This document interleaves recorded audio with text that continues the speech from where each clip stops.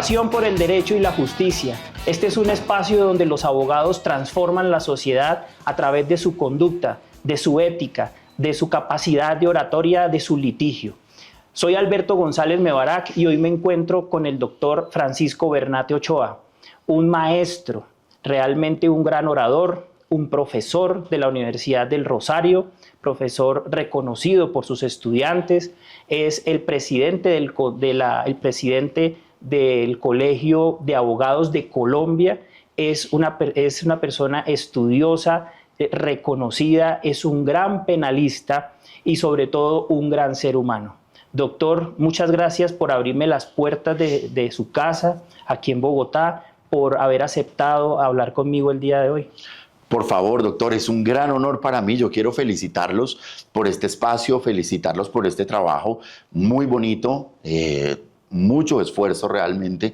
Gracias además por tenerme acá, me encanta lo que hacen y estoy muy honrado de estar acá, de verdad muy contento. Bueno, gracias, el honor es nuestro y pues el del equipo de producción, nuestro director estaba ya listo para entrevistar al doctor Bernate, que ha sido pues reconocido a nivel nacional por sus opiniones en materia penal frente a acontecimientos nacionales, diarios. Te vemos muy activo digamos, en los canales en donde puedes participar, ¿sí? Pero bueno, comencemos con la primera pregunta que es obligada, ¿cierto? ¿Por qué derecho? Y no por qué veterinaria o por qué comunicación social. ¿Por qué derecho? No, realmente yo no voy a decir mentiras, no fue un tema de vocación, no es que yo me soñaba siendo abogado, absolutamente no. Yo tenía claro yo qué quería hacer y es lo mismo que hoy quisiera hacer. Yo quería ser comentarista deportivo. A mí me gusta mucho el fútbol, estudio mucho fútbol, he estudiado cursos, he tomado dirección deportiva, análisis de video, dirección técnica. En pandemia tuve la oportunidad de estudiar mucho eso. Y esto, vamos a ver, esto es año 95. Entonces, cuando ya llega la hora de ir con mi mamá a comprar el formulario y como era en esa época, pues hice una reflexión y dije, bueno, perfecto, yo puedo estudiar periodismo deportivo, pero en ese momento en Colombia solo había o los noticieros y la partecita de deportes o una emisora dedicada exclusivamente a deportes y no había mucho más. No había muchos más espacios, o sea, podía trabajar en el diario deportivo o en el Tiempo, pero todo eso estaba copado y no había dónde. Entonces, a último minuto, mi mamá estudió Derecho, yo en unas vacaciones había trabajado con un tío que era abogado y me gustó mucho como la parte social, la parte de ayudar, porque lo que él hacía era ayudar a la gente. Entonces dije, mira, en esto en todo la parte de comunicación social no es viable, pues hagámosle al derecho, camine, vamos al Rosario, compramos el formulario y esta fue la voluntad de Dios y así terminé. Solo compré el del Rosario, fui al Rosario, pasé al Rosario. De alguna forma traté de sobornar al destino, porque le dije, no creo que yo pase en el Rosario y si no paso, pues entonces vamos a otra universidad que yo pueda estudiar comunicación social. Y me aceptaron. Entonces, bueno, terminé en el Rosario estudiando Derecho. Pero buenísimo. Es que en una entrevista que vi hace poco, que grabó hace unos años, mencionó al grupo Kiss, que había influido claro. algo para haber estudiado Derecho. ¿Cómo fue esa historia? Claro, agosto de 1993. Es que esto es muy diferente, ¿sabes? Y explicárselo a mis hijos eso es impensable. O sea, Kiss en el año... A mí me gusta mucho Kiss, o bueno, me gustaba mucho. Y en el 93 sacaron un álbum que es muy bueno, que es un concierto. Y en esa época, pues literalmente a uno le tocaba ir a comprar el CD. Costaba 16,000 pesos, que de hoy pueden ser 120,000 pesos, me imagino. Perfectamente. Tranquilamente. Entonces yo cuando era joven... me la pasaba mucho en un centro comercial en el centro de Bogotá donde solo venden música, de donde hoy todavía voy a saludar a los que en esa época eran mis amigos metaleros y pasamos un buen rato. Entonces estábamos en San Andresito, mi papá, mi tío abogado y yo. Sí. Y yo vi el disco de Kiss y le dije, papi, o sea, regálame el disco de Kiss, por favor. Y papá dijo, no tengo la plata, o sea, honestamente no traje, lo que sea, no puedo. Mi tío que era abogado me dijo, vamos a hacer una cosa, yo se lo regalo, 16,000 pesos, pero usted no me lo va a pagar, sino que usted va a trabajar conmigo. Y entonces le dije, listo, tío, de una, junio de 1993. Entonces me lo compró y él era un abogado civilista y lo que hacía era que tenían un lote que lo iban a entregar para viviendas de interés social, lo loteaba y mi trabajo era coger todos los datos de la promesa, pasarlos a la escritura, hacer la escritura, registrarla en la oficina, me entregaban el folio, me entregaban la escritura, llegaba la gente y yo le entregaba la escritura, porque yo siempre he sido como bueno para los computadores. Y lo que me gustó a mí fue que cuando yo le entregaba a la gente su escritura, esa gente por primera vez era propietaria, era gente muy humilde, eso me gustó mucho, hacer feliz a las personas. Trabajé como 2 meses con él y me llenó el corazón, aún así no quería ser abogado, pero cuando en el 95 reflexioné y dije, esto no es viable, no hay espacios hoy, y mira que no lo sigue habiendo, los comentaristas deportivos exitosos hoy son los mismos de los 80, de los 90, sigue siendo un espacio muy poco competido, entonces Sí.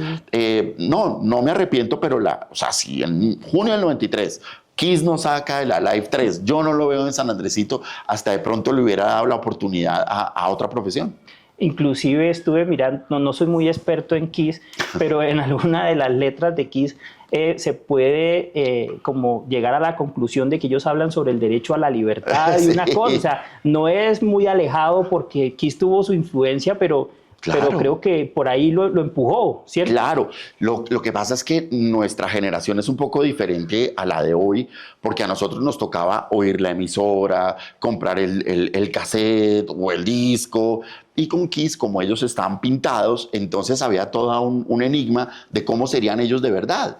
Entonces, pues ya después veíamos en TV y todo esto, pero recuerda que en esos años, pues la música que tú oías te identificaba mucho, ¿sabes? Sí, Quiénes claro, eran tus amigos, claro. cómo te veías, hasta cómo actuabas. Claro. Y a mí desde el día 1 pues me gustó el rock, entonces nos íbamos más a Radioactiva o a Todelar Estéreo en esa época que era más rockero. Y eso te definía en tus amigos, en tu vida, en muchas cosas. Ya hoy no es igual, obviamente, ya hoy no es igual. Pero sí, a mí siempre me ha gustado y aún hoy la música rock y creo que eso lo define a uno mucho, ¿no? Yo tenía una pregunta para hacer, llegamos más adelantico, pero ya que habló del tema deportivo, ¿cierto? Resulta que en Buenos Aires alguna vez un señor, hubo un caso que estaba cerca, por allá, por el sur de Buenos Aires, estaba viendo un partido de fútbol que le quedaba pegadito al estadio, ¿no? Y entonces el equipo de él perdió, pero todo el partido insultó al árbitro. Entonces le decía, árbitro, no sé qué, vendido, pa, y lo insultaba. Y entonces el árbitro lo denunció a él por injuria y calumnia, ¿cierto? Ahora, transportémonos para acá. Tú eres de Santa Fe, tengo entendido, eres hincha. Entonces, como los penalistas tienen, pues digamos, su metodología de enseñanza a través de casos prácticos, ese caso que pasó en Buenos Aires, trasladémoslo acá. Si yo voy al estadio y me siento allá y empiezo a insultar al árbitro y a decirle, oiga, usted es un no sé qué, comprado, bueno, tal, ese árbitro puede uno denunciarlo por injuria y por calumnia y uno sale denunciado del estadio. Claro, y a veces pasa, a veces ocurre, digamos que ellos toleran cierto nivel de agresión verbal, pero cuando ya los acusan de corruptos, cuando los acusan de estar recibiendo dinero, pues sí, por supuesto. Y te digo una cosa, que las personas que nos ven de pronto no se lo imaginan. Todas las personas tienen problemas.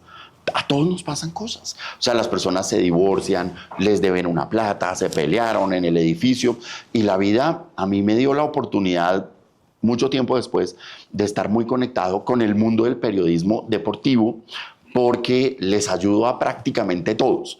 Si bien es cierto, lo mío es el penal, pero yo también estudié Derecho y yo tuve muy buenos profesores y salvo que sea tributario, yo en lo demás le hago. Y con ellos tenemos una bonita relación. Yo hablo prácticamente con todos, les ayudo a todos, nos apoyamos, yo les pregunto, esto es así, entendí bien esto, lo entendiste bien. Entonces, y creo y lo digo de verdad, que ojalá hace 20 años hubiera existido el derecho deportivo. Okay, ojalá. Yo hoy lo veo, lo trato de entender y es un espacio bellísimo donde hay mucho por hacer. Muy bien. Doctor, volvamos a la universidad. Anécdota como estudiante de la Universidad del Rosario. ¿Se acuerda de alguna cuando fue estudiante? Sí, por supuesto, por supuesto. Yo, o sea, una vez más, mi única opción hubiera sido el Rosario. Sí. Me identifico con su historia, con su idea, con todo. Si no hubiera sido el Rosario, creo que no le hubiera dado oportunidad al derecho.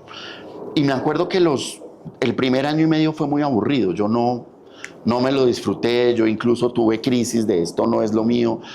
No, hasta que al tercer año conocimos el derecho penal. Lo conocí por cuenta del doctor Carlos Augusto Galvez Argote, su auxiliar el doctor Juan Carlos Forero, el doctor Germán Silva, el doctor Germán Camacho, el doctor Jaime Camacho, que fueron nuestros primeros profesores.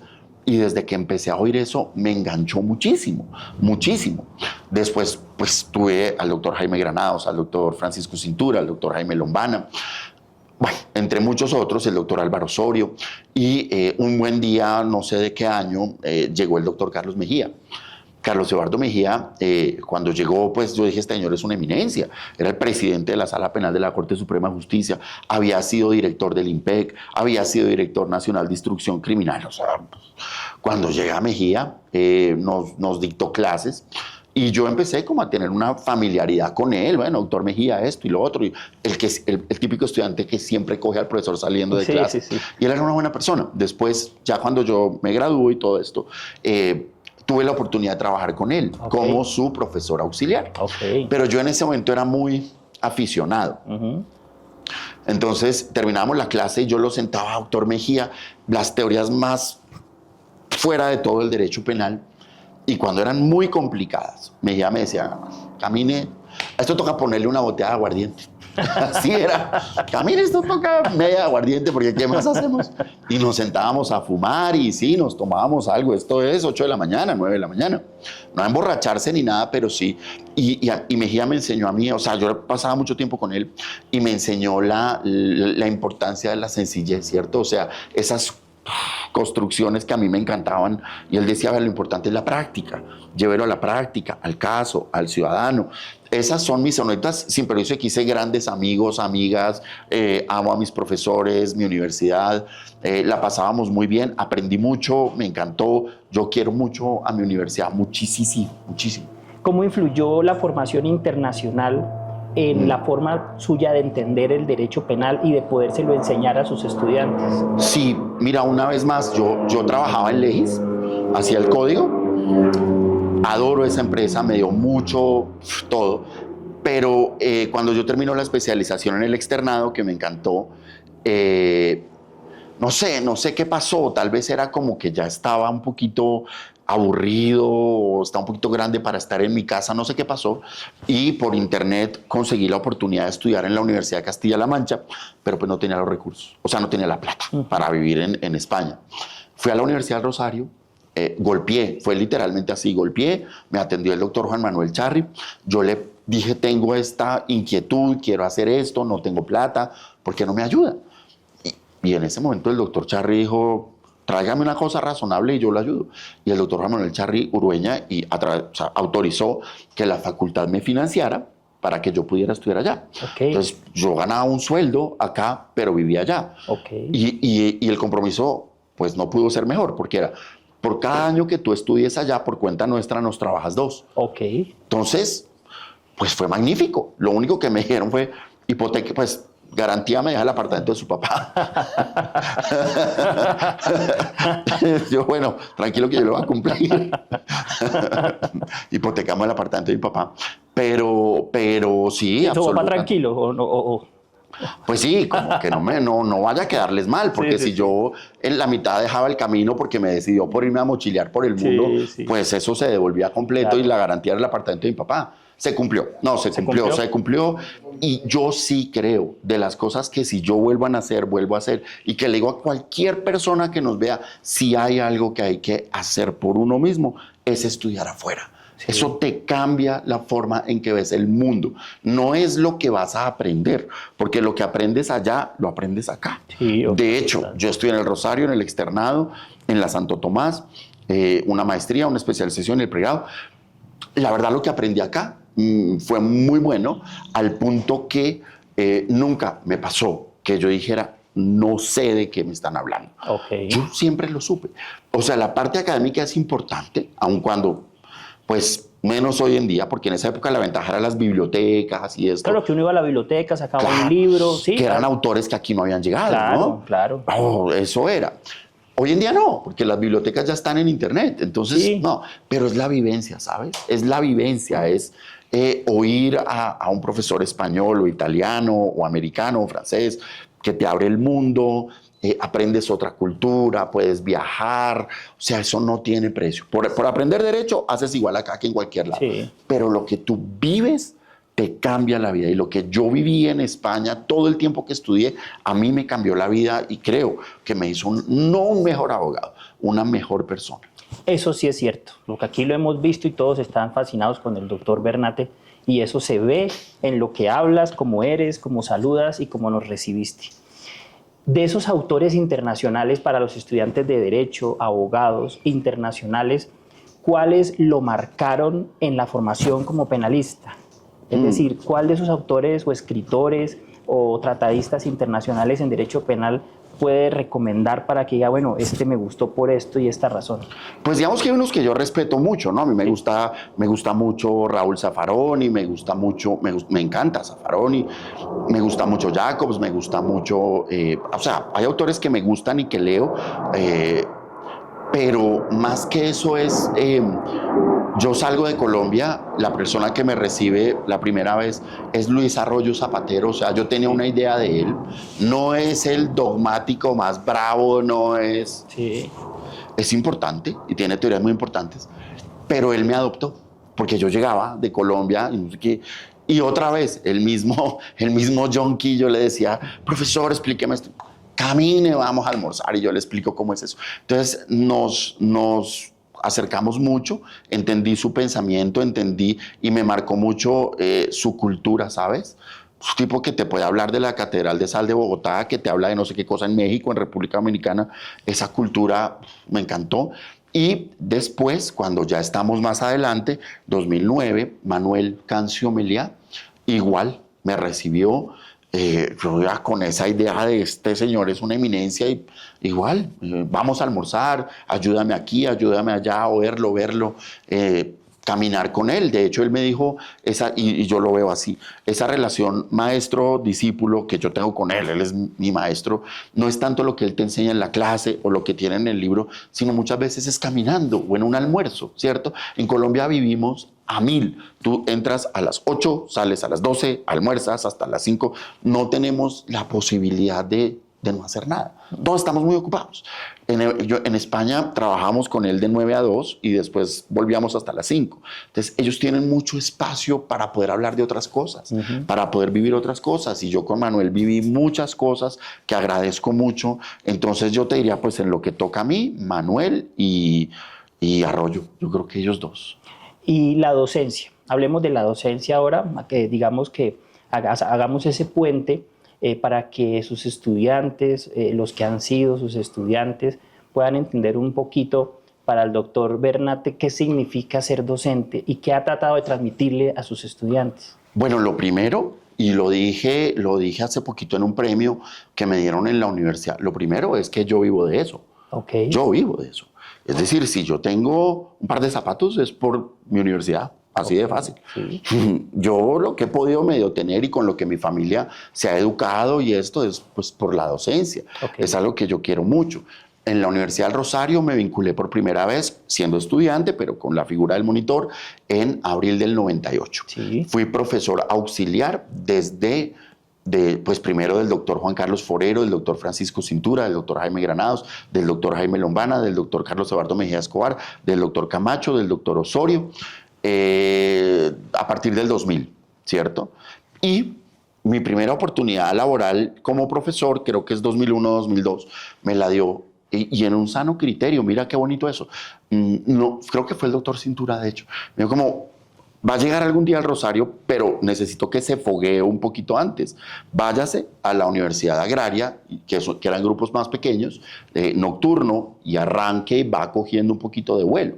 Yo trabajé en la Universidad Agraria, trabajé en la Universidad Católica, en los pregrados, y ya cuando yo tenía un poquito más de peso y un poquito más de formación, el doctor Francisco Cintura me dio la oportunidad, me dio una cátedra que se llamaba Régimen Jurídico del Narcotráfico. Upa. Sí, eso era duro. Me dio una cátedra que se llama Responsabilidad Médica y como desde el 2008 me dieron ya un penal general y después un penal especial.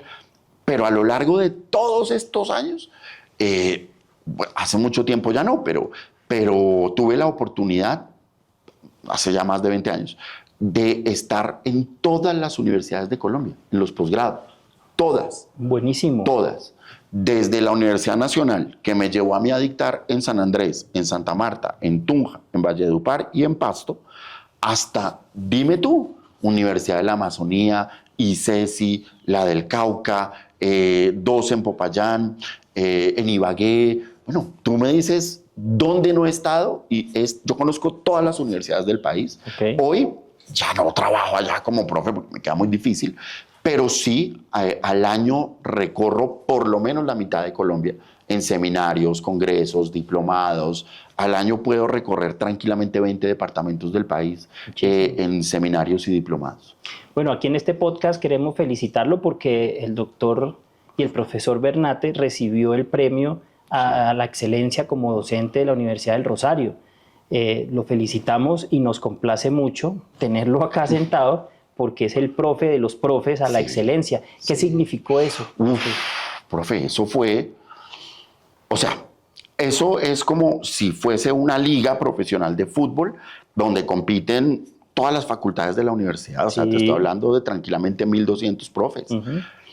Hacen un proceso de seguimiento y toda una situación, llegan a un primer grupo y a ese grupo, a partir de las evaluaciones docentes y eso, hay unos criterios muy objetivos, nos meten a un proceso donde nos meten un observador en la clase y comienza todo filtro, entrevistas. Yo supe que al final estaba entre los 8 finalistas y me comunicaron el resultado tal vez en diciembre, que yo, o sea, me gané la liga, pero la liga anual. O sea, y era el reconocimiento a mi experiencia, a la innovación y al impacto que yo había tenido sobre los estudiantes. Yo sabía que algo me había ganado porque me invitaron a la... Pero no que me iban a dar el premio, no. No, yo... O sea, no, me cambió mucho la vida. Muy feliz, pude disfrutarlo con mi papá, mi esposa. Uy, no, fue conmovedor ganarme eso. A ver, fue muy feliz, ya está. Pero como todo, fue un reto. Sí, claro. Claro, porque cuando 2025 uno comienza, soy el campeón. Sí. Entonces la gente tiene... Soy el campeón de la liga. Claro. Entonces el primer partido es lo que es, ¿no? Sí. Muestre qué es lo que tanto hace usted. Entonces, claro, me llevó a exigirme mucho. Me mostró que mi universidad, mi lugar de trabajo, pues también me reconoce, me quiere. Y eso para mí vale mucho. Eso para mí vale mucho. Es un día muy bonito, de verdad. Bueno, 1000 felicitaciones. Sé que le gusta mucho la historia, ¿cierto? Lo ha dicho en algunas entrevistas. Quiero preguntarle algo porque resulta que nosotros en la Segunda Guerra Mundial en 1943, ¿cierto?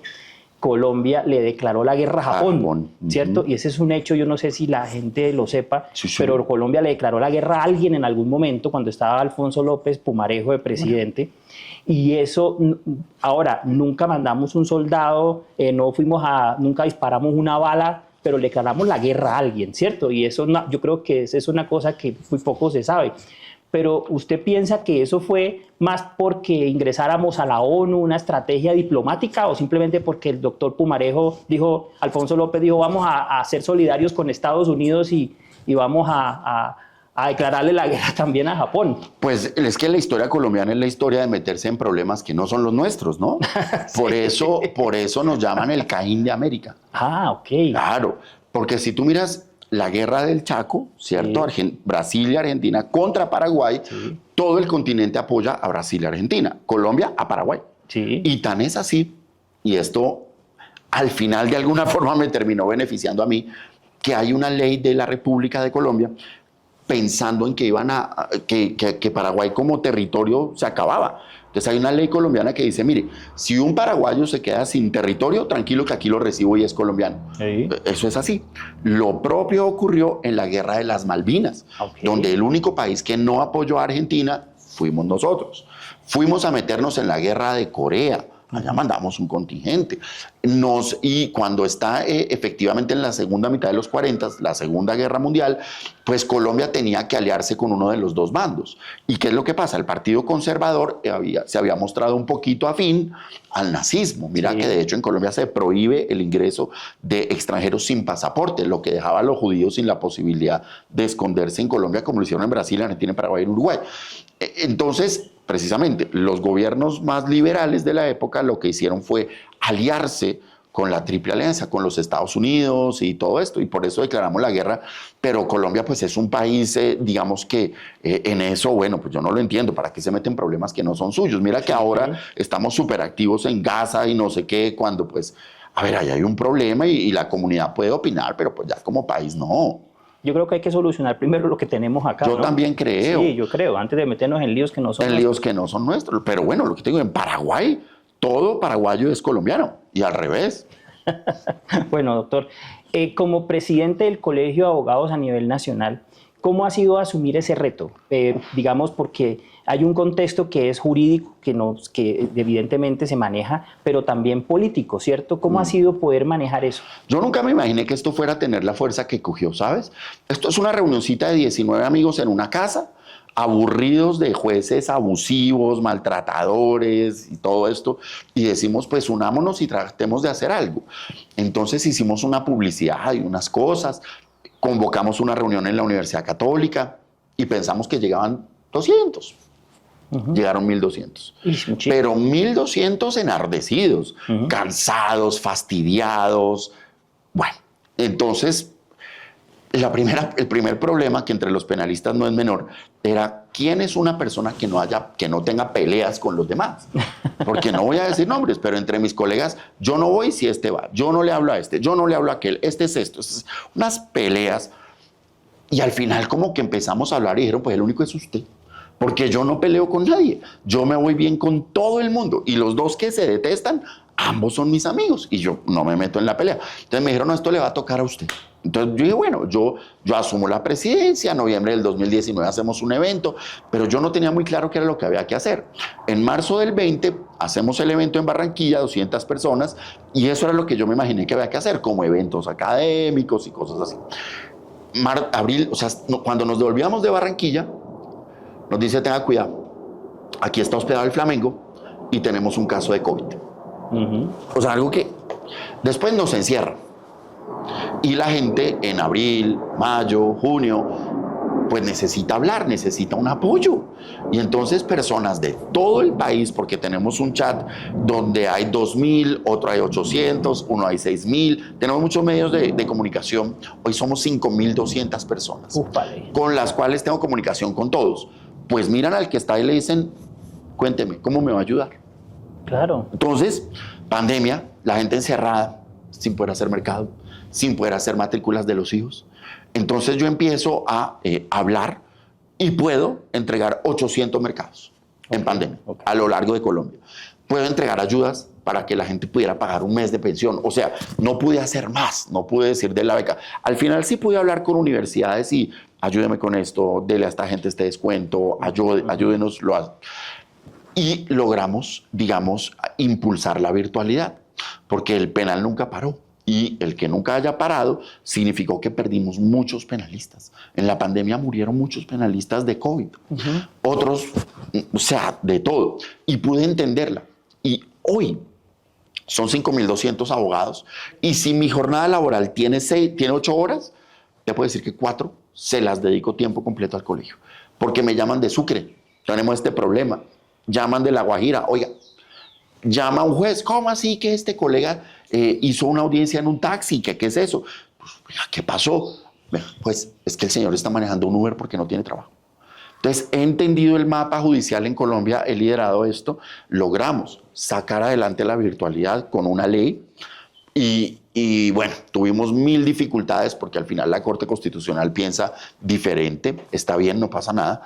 Pero la gente me reconoce la lucha por los abogados, nos piden mucho apoyo, mucha ayuda, queremos hacer este seminario, queremos hacer esto. O sea, es un trabajo que quita mucho tiempo, al que hay que dedicarle por lo menos entre 4 y 5 horas al día, pero que es bonito, es muy bonito. No, y la virtualidad se quedó gracias a lo que ustedes hicieron, a lo que usted lideró, porque definitivamente la virtualidad permite que los procesos avancen. O sea, es que si nos quedábamos en la presencialidad, yo creo que eso era una piedra más frente a los problemas que teníamos en el sistema judicial colombiano, ¿cierto?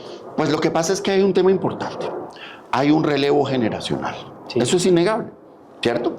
Hay una generación de los 50, de los 70, de los 60, que todavía está acá, ¿cierto? Que todavía está litigando o está en puestos dentro de la rama o en la fiscalía, lo que sea. Ellos no tienen esa familiaridad con la tecnología, pero además tienen digamos, una cultura de la formalidad. No conciben que tú no lleves una corbata, que tú tengas tenis y que no tengas zapatos, que uses el pelo largo. Eso no me cabe en la cabeza. Entonces, asimismo no les cabe en la cabeza que haya un tema virtual. Primero, por su propia cultura.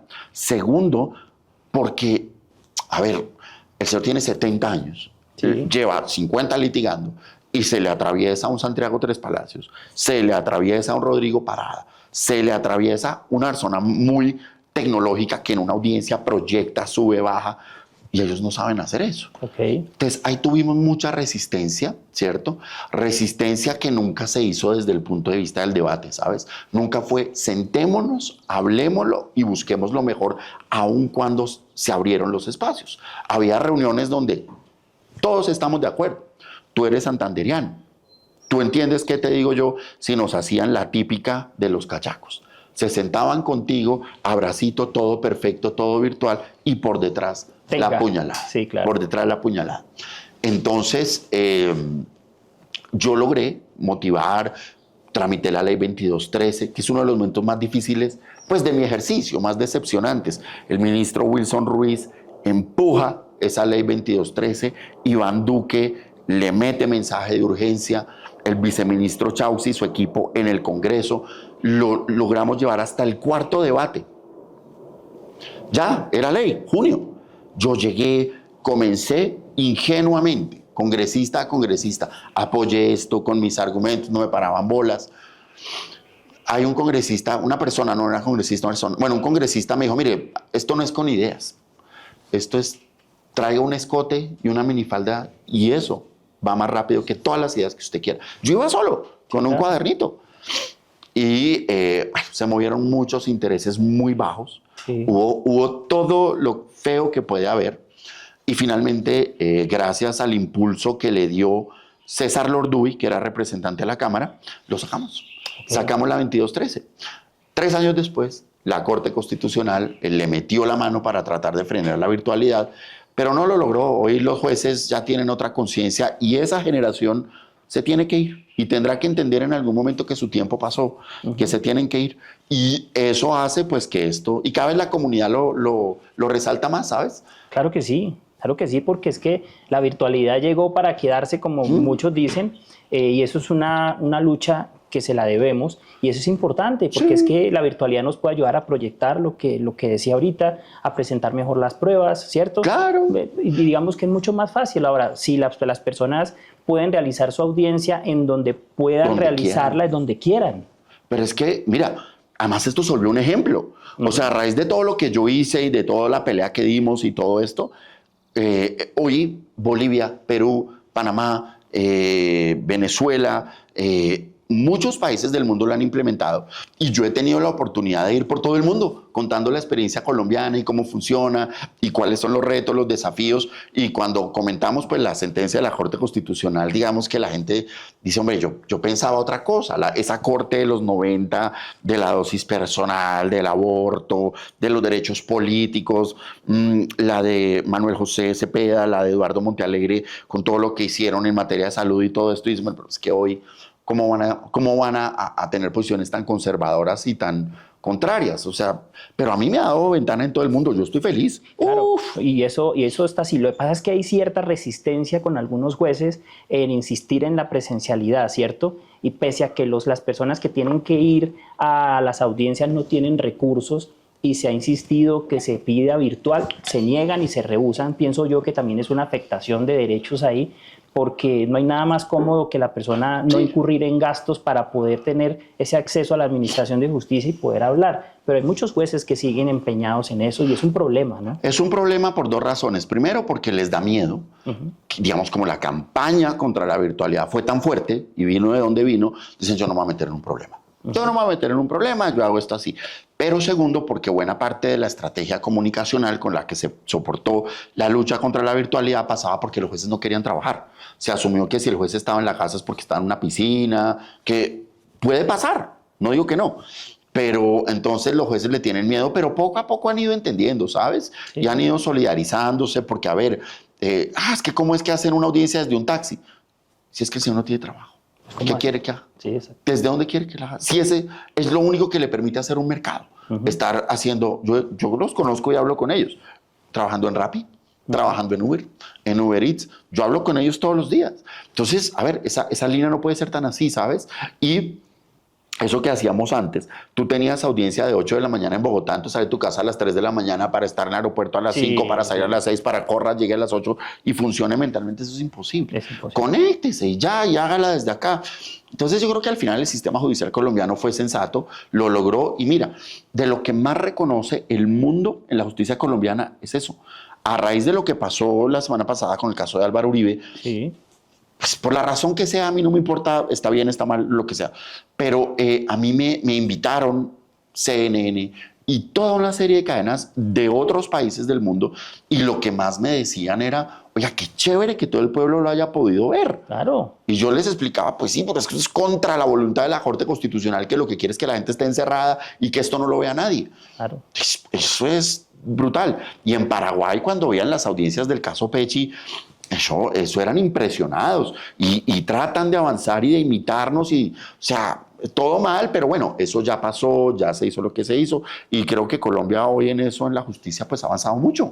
Sí, no, y ahorita hablamos de ese caso del expresidente Uribe, como para hacer un ejercicio mental, o digamos, hacemos el paréntesis ahorita más adelante.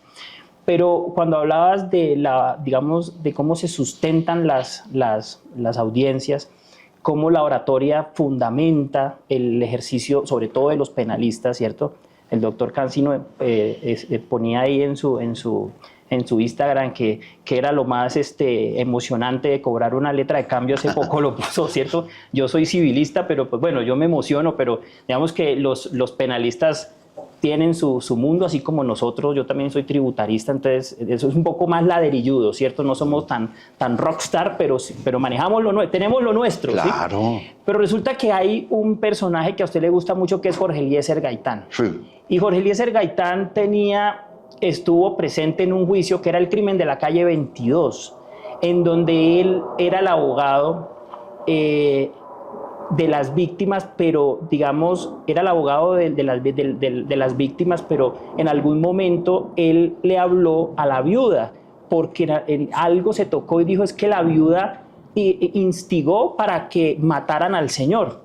Entonces él se voltea y dice, oiga, venga, esto no puede ser así, porque van a condenar a la señora a que ella instigó a que mataran al esposo. Si la señora puede justificar, o sea, tener una idea que haber asesinado a su esposo era una justificación por el bienestar de sus hijos, pues no tiene que ser condenada por tener esa idea. Es decir, una idea debe, para poderse materializar en el derecho penal, debe tener una causalidad y que ejecute la acción. Entonces, ¿cómo van a condenar a la señora cuando él se voltea y expone eso y explica que ella puede tener una idea pero no lo ejecuta? La gente lo aplaude. ¿Ha tenido un caso, doctor, donde usted pueda sacar a una persona, sacar en término popular, pues para que los no abogados que nos están viendo lo entiendan, que haya podido sacar a una persona por esa causalidad que usted haya demostrado en juicio? Vea, es que no hay una causalidad directa entre lo que ella pensó o él pensó y el que lo materializó.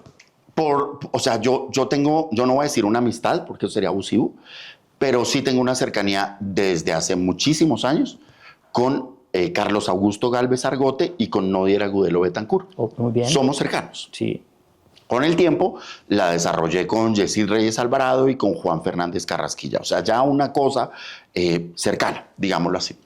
Entonces, entre todos hablábamos de algo que era muy recurrente y era que en Colombia no se estudiaban los autores colombianos, ¿sí? Entonces, acuérdate que en la universidad a mí me dicen semestre a semestre, bueno, ¿qué va a investigar este semestre? Cuéntenos qué es lo que va a hacer. Entonces, hace como unos 15 años, yo conseguí unos recursos para hacer un análisis del sistema acusatorio. Esos recursos me los dio a mí, pues a mi equipo de la universidad, la Fundación Cavelier. Y ahí conocí la vida, obra y todo lo que tú quieras. Me metí muy de fondo a estudiar autores colombianos, a estudiarlos a fondo, desde Arturo Quijano, pasando por todos y por todas. Y digamos que es en ese contexto en el que termino estudiando a Jorge Eliezer Gaitán, pero sea en un momento muy puntual, porque lo que yo hacía antes era estudiar al personaje, estudiar su obra y entregar un libro. Yo entregaba libros de Carlos Lozano y Lozano, por ejemplo, que fue el que estudié con la Fundación Cavelier. Entregué un libro sobre el pensamiento jurídico de Carlos Lozano y Lozano. Hicimos otro sobre Quijano, hicimos otro sobre Concha y así. Pero cuando yo hago el de Gaitán, me di cuenta que el tiempo ha cambiado. Que hacer un libro de Gaitán ya no vendía, porque tal vez ya estaban todos. Que lo mejor era hacer un contenido audiovisual muy fuerte. Y empiezo a trabajar a Gaitán. Y como si hay un sitio que yo domine a la perfección, o sea, tú te sorprenderías conmigo, es el centro de Bogotá. Sí. O sea, yo el centro sí lo conozco como nada. Tú me dices, necesito un alfiler que mida tanto, le digo, camine, vamos para allá. Y la persona me conoce y nos abrazamos y digo, el alfiler, mañana lo traigo. Yo te resuelvo todo en el centro. Entonces empiezo a caminar y consigo unos apuntes de clase. Ok. De unas clases de Gaitán, por ahí los tengo. Consigo toda la biografía, lo empiezo a trabajar. Empiezo a hacer publicaciones en redes sociales. Y a raíz de esas publicaciones me encuentro con Gloria Gaitán, la hija de Jorge Eliezer. Sí. Me buscó y nos vimos en la universidad, le dije, no, pues, y empezamos a hablar y ahí es donde yo me doy cuenta que yo realmente conocía a fondo el personaje. Y al final todo eso no lo plasmé en un libro en esa ocasión, sino que lo plasmé en un podcast, de hecho, que hice sobre Gaitán un 9 de abril tal vez del año 2018 19, que se movió muy bien, que funcionó muy bien, pero nunca quedó en un libro porque hoy ya nadie lee libros. Entonces, digamos que en cuanto a la causalidad, yo me fui a hablar en España, mi tema de grado era la causalidad en la responsabilidad médica, ¿ves? Mi profesor, Manuel Cancio Meliá. Entonces, mi trabajo no era doctorado, era una estancia de investigación, se llama Imputación Objetiva y Responsabilidad Médica, lo dirigió Manuel Cancio, está publicado en la Universidad del Rosario, ahí está, era sobre la causalidad en la responsabilidad médica. Y entonces, años después, yo tuve una defensa de un joven donde lo pude aplicar. El hecho es este. Una pelea en un club social, en una fiesta, el muchacho le pega un puño a un chico, el chico cae al piso, se golpea la cabeza, queda inconsciente, lo llevan a la clínica y en la clínica el chico murió. Entonces todo apuntaba a que pues lo había matado el golpe, ¿no? Al chico lo mandaron a la cárcel, estuvo como 6 meses en una cárcel y yo pues investigando, encontré que el chico agredido, el lesionado, se había caído en una cama. En la clínica se les cayó y murió fue del golpe. Ah, ok. ¿Ves? Entonces pude probar que el golpe del chico 1 no fue el que mató, sino que este chico se murió porque se les cayó en la cama. Ahí está la causalidad. Ahí está. Muy bien. Estaba viendo que está tomando mate. Sí. ¿De dónde viene el mate? Porque yo en Buenos Aires, pues yo estudié en Buenos Aires y tomaba mate, ¿cierto? Y tomaban mucho el pelo porque el mate se toma caliente, uno carga con el termo y el mate. Y uno como buen colombiano cuando inician el mate le echa jugo de naranja porque eso no sabe a rico. Pues de hecho yo lo probé y nunca me gustó. Pero el buen tomador de mate es así, eso viene solo con agua, ¿sí? Sí, solo con agua. ¿De dónde viene ese gusto? Bueno, digamos que yo, a mí me gustaba mucho, para estar activo y esto, tomaba bebidas energizantes, muchas. Me encantaba. Allá, mire, vea. No, yo cargaba el litro y dele. Y eso tuvo unas consecuencias para mi salud, desafortunadamente. Entonces me dijeron, en la vida puede volver a probar eso, pero a mí me gustaba cómo me activaba. Es que eso lo activa a uno y lo pone a 1000. Entonces, como desde hace unos 10 años, yo correlativamente tomo el mate. O sea, el mate no sabe rico, no es rico, pero tiene dos elementos. Primero, un elemento cultural. El mate lo compartes con tus amigos, Sí, ¿cierto? ok, sí, claro. Ya sea que estés en Argentina, porque Sí. cada uno se toma el suyo, o ya sea que estás en Uruguay, donde uno mismo nos lo tomamos entre todo el grupo. Tiene Claro. ese componente social. Pero segundo, el mate te activa muchísimo. Ok. O sea, esto me activa mucho más que 1 litro de cualquier energizante. Entonces, mi rito del día es entre las 6 y las 2, hago 2 o 3, digamos, cebadas pues, de mate. Después de las 2 no, porque si no ya no duermo por la noche, pero me encanta, lo disfruto como ritual, como hacerlo. Y te digo una cosa, como todo, vuelvo y te digo, como todo. Cuando uno se mete en este mundo, empieza a encontrar cosas. Entonces aquí en Chía hay un argentino que vende ciertas marcas, en el centro tengo otro, y ahora hay un emprendimiento colombiano con el que hemos trabajado mutuamente, que ellos me mandan la bolsita, yo les ayudo con alguna publicidad, y es como un producto colombiano. El mate es originario de Uruguay, Argentina, el sur de Brasil y Paraguay. En Paraguay lo toman frío, se llama el tereré.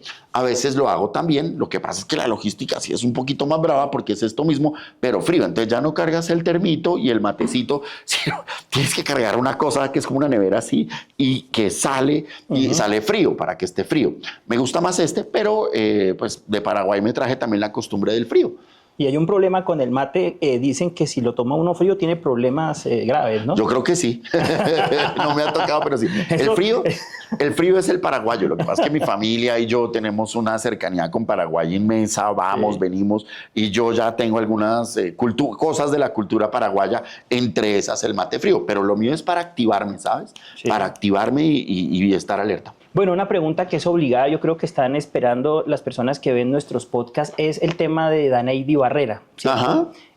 ¿Por qué asumió esa defensa? ¿Qué lo motivó a llevar? No, digamos que representar? yo conocí a Dane una vez que de hecho vino a mi casa, cuando estaba empezando todo, me consultó y yo tengo una cosa que pues, seguramente está, yo no sé, yo creo que está bien y lo que hay que hacer.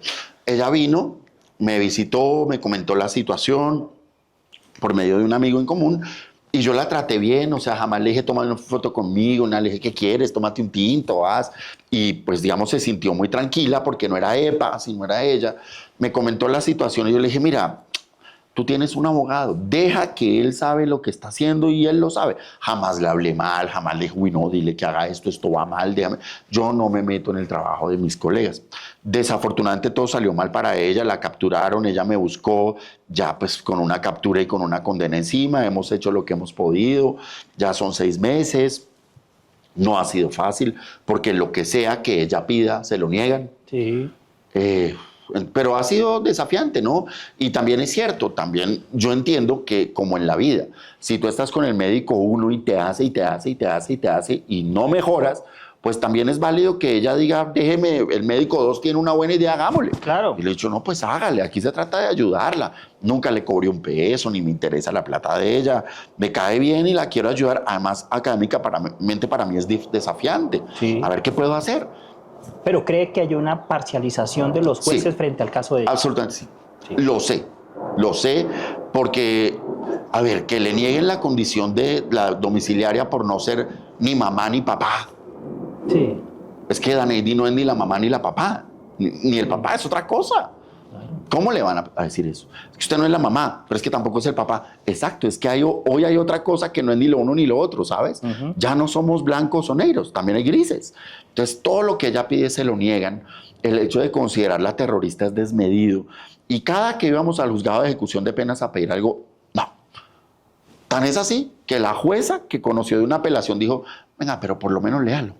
Por lo menos estúdielo. Declaró una nulidad, porque hicimos una petición, nos contestaron en 3 reuniones, no, y la jueza de segunda instancia dijo, si quiere néguesela, pero léala, por lo menos léala. Y es así, todo lo de ella lo niegan, todo lo de ella es polémico. Es difícil en un país como este, digamos, venir de extracción popular, LGBTI, confrontadora, exitosa por su YouTube. Eso es totalmente confrontador con esa generación de la que te hablaba ahorita, Sí. de esa generación cachaca, de esa cultura bogotana, y pues por donde han podido nos han negado todo. Entonces, también hay apoyo de otros colegas, y yo le digo, a ver, como en la Fórmula 1, vete tú adelante que yo voy atrás. Si se te ocurre algo, dale, que yo lo que quiero es que ella esté bien. Eso lo sufrimos mucho nosotros los abogados litigantes con algunos jueces, ¿cierto? Que es esa estigmatización con Ese las personas, prejuicio. ese prejuicio, de pronto que estén, esa falta de objetividad a la hora de fallar, que se inclinen hacia un lado, y esto nos lleva al paréntesis que le decía ahorita. Entonces, no nos vamos a meter con el caso del expresidente Uribe a fondo, ni lo vamos a debatir jurídicamente acá, pero si yo, por ejemplo, como abogado, cierro los ojos y escucho a la jueza empezando y la escucho al final, yo siento que ahí no hay una imparcialidad. No la hay. Entonces, ¿qué piensa de eso? No la hay. Y sabes, a ver, yo desde hace, no sé, unos 10, 15 años me dedico mucho en mi parte ya profesional, en mi práctica privada, a apoyar víctimas. Apoyar víctimas, pero de casos atroces. O sea, yo represento 31 familias de una universidad cuyos hijos murieron en un accidente de tránsito. 11 personas que murieron o están lesionadas en el caso del Centro Comercial Andino. Una familia de cuya mamá no se sabe hace 3 años. La muerte de Ana María Castro, hace poquito la muerte de Juan Sebastián Nocua Monroy. O sea, yo trabajo casos duros donde hay dolor, donde hay cosas serias, donde nunca en la vida, bueno, el caso de Marcelo Pecci, nunca en la vida un juez a mí me ha recibido, se hizo justicia. La justicia habló. Sí, no. O sea, eso es un discurso que no hace parte de un comportamiento normal de un juez, la verdad. Y yo también he ido a una que otra audiencia y eso uno no lo ve. ¿Te imaginas cuando el juez va a decir que sí te debe el cheque? Diga, la justicia llegó, el cheque debe pagarse. No jodas. O sea, yo creo que eso no se vio bien. Este título valor ahora sí se ve más resplandeciente. En letras de mármol. La letra está divina, esa letra de cambio. No, eso no se ve. No, creo que era innecesario, ¿sabes? Creo que a veces los reflectores pueden encandilarte. Y entonces, cuando uno tiene a alguien que ya tiene mucha cancha y mucho recorrido, pues simplemente es un caso más que tramitó y ya. Y este era un caso muy difícil. Yo también entiendo que somos seres humanos, también entiendo que a veces pues sentimos que estamos ahí, pero creo que era innecesario y creo que desde ahí esas afirmaciones permitieron que se hiciera una lectura política de algo que era en derecho. Doctor, bueno, el tiempo se nos acabó. Yo creo que nos da para otro podcast porque ha sido supremamente interesante. Creo que nos podemos quedar aquí todo el día hablando. Vamos a ver si hacemos una segunda parte porque me faltó la mitad del guión. Creo que utilicé por ahí 3 o 4 preguntas. Muchísimas gracias porque conocerlo, escucharle sus historias, esa formación jurídico-penal que tiene tan interesante, el tipo de persona que es y cómo cumple con el formato nuestro de pasión por el derecho y la justicia, porque los que están viendo el podcast, los estudiantes, se van a motivar porque van a tener un faro a quien seguir. Los abogados van a tener una persona a quien voy a consultarle al doctor Bernate, si es el presidente del colegio de abogados, pues le puedo hacer una consulta con esa personalidad y con esa forma de ser tan impresionante y tan agradable, pues no van a dudar en hacerlo. Es decir, hoy creamos un puente entre Francisco Bernate y los abogados penalistas de Colombia y los no penalistas. Entonces, mil y mil gracias por recibirme en su casa, por habernos dado tinto, por haber hecho el sueño realidad de acá de Carlos Adrián, de aquí los muchachos que están felices. Gracias por ese gran ser humano que es lo que nosotros buscamos siempre en nuestros podcasts, que el ser humano prime antes que la profesión. Si el ser humano es integral, el resto fluye. Pero si tenemos personas malas, el profesional muy seguramente va a tener un freno siempre cada vez que da 1 o 2 pasos. Usted cumple el primero y por eso es que el éxito lo tiene tan arriba. Muchísimas gracias. No, doctor. a ustedes, y sobre todo el mensaje sí es querer a esos maestros, ¿no?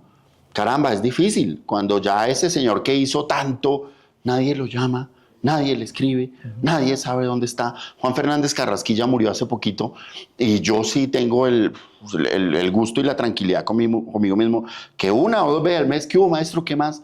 No, bien, aquí estoy. ¿Cómo está? ¿Dónde está? ¿Qué está haciendo? Así hablo con Nodier, así hablo con todos y tratar de que esas generaciones, más que conocer a Roxina, Ferrayoli, a esto que es lo que es muy importante, pero por ejemplo mis estudiantes sí te citan a ti, a Agustín Gómez Prada, por ejemplo, Sí. allá en Bucaramanga, Sí. todo lo que ha hecho él. Yo prefiero eso. Y en la medida en que uno pueda acompañar a esos maestros y que los chicos sepan que esto es así, que vean una práctica profesional honesta, tranquila, esta visibilidad tiene una dificultad, ¿no? Y es que uno tiene muchos ojos que están diciendo, bueno, está bien, pero también muchos ojos a este que le saben. Y en la experiencia de la virtualidad lo viví totalmente, porque cuando la pelea con argumentos se perdió, vino la pelea con extorsión y con chantaje. Sí. A ver qué le saben, qué le saben, qué le saben. Me abrieron 30 procesos de todo orden. Upa. Ninguno prosperó. Y amenazas, me imagino. Toda, pero ya no amenazas de lo voy a matar, Ok. como con Marcelo Peche, que ahí sí son de... Sí, sí, sí. ¿Cómo le queda de bien cómo le queda de bien el negro? ¿Cómo me gustó? Sí. Que eso ya es nivel. Sí. No, era cosas de búsquele. Y qué bonito que no hayan encontrado nada, ¿ves? Claro. Entonces también uno tiene que tener una vida transparente. Al final el dinero no es todo, el dinero llega si tiene que llegar o se va si se tiene que, no importa.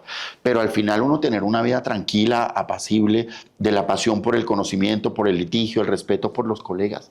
Nunca hablar mal de un colega. Se pudo haber equivocado, pero ya está. Y algo que le aprendí a otro maestro, Antonio Cancino, que esto es parte de tu vida, no es tu vida, no es tu vida. Tú, cuando te dicen, bueno, ¿y tú quién eres? No, soy abogado. No, eso es una parte de tu vida. Primero eres papá, eres ciudadano, no sé qué. Y en mis ratos de trabajo, pues me toca dedicarme a esto. Pero sí, el arte, el deporte, las noticias, entender el mundo, leer, eso es lo bueno de la vida. Esto es lo que nos permite hacer el mercado, chulo. Pero lo bonito que es vivir plenamente, ¿no? Sí. Y una vida compatible con la familia. Que eso, y qué pena que me extienda ahí, eso fue lo mejor que yo logré de la virtualidad, ¿sabes? Cuando yo me acuerdo cuándo fue eso, 2023, cuando estoy por allá yo en Cúcuta, en un evento, se me acerca una defensora pública. Oiga, quiero contarle una historia. Yo soy defensora pública hace 20 años y me dedico a recorrer todo el norte de Santander. Eso es duro, porque pueden ser 8 horas. Claro. Tranquilamente, y puede haber trocha y puede haber el catatumbo. Yo tuve mi hijo y pues me tocaba dejarlo con la vecina, con la hija, con lo que pudiera. Cuando hubo pandemia, no se encerraron y yo pude trabajar en mi computador, entendí que mi hijo era sordo. Y tenía 4 años. Y ella no entendió por qué el niño lloraba y no podía, ni le habían hecho y le habían hecho. Cuando estuvo 2 años con él, pues pudo tratarlo, entenderlo y se dio cuenta que era sordo. Ok. Gracias a lo virtual. Entonces, la cantidad de vidas que hemos cambiado con esto es impresionante. Yo no te puedo hacer 1500 relatos de personas que hoy trabajan desde un taxi, que hoy están en Ocaña y tienen un caso en, no sé, Bogotá, donde tú quieras. ¿Qué es lo que pasa? Que esto explotó el talento, ¿sabes? Hoy el país sabe quién es Rodrigo Parada, quién es Santiago Tres Palacios, quién es tanta gente. Y se están llevando los buenos casos y me encanta que desde Medellín puedan litigar en San José del Guaviare, no me importa. Y eso a esa generación que manejaba la plaza, pues no le gusta. E incluso ya esos que manejaban las plazas, que me peleaban al principio, y les dije, venga, camine, vamos a litigar al Chocó. Ah, oiga, esto es muy chévere. Entonces sí, haber cambiado vidas es lo más importante que yo he hecho. Bueno, y eso es lo fundamental. Muchas gracias, doctor. A ustedes, los felicito por este producto. Esto es todo por hoy. Esto es Pasión por el Derecho y la Justicia. Nos vemos pronto. Muchas gracias.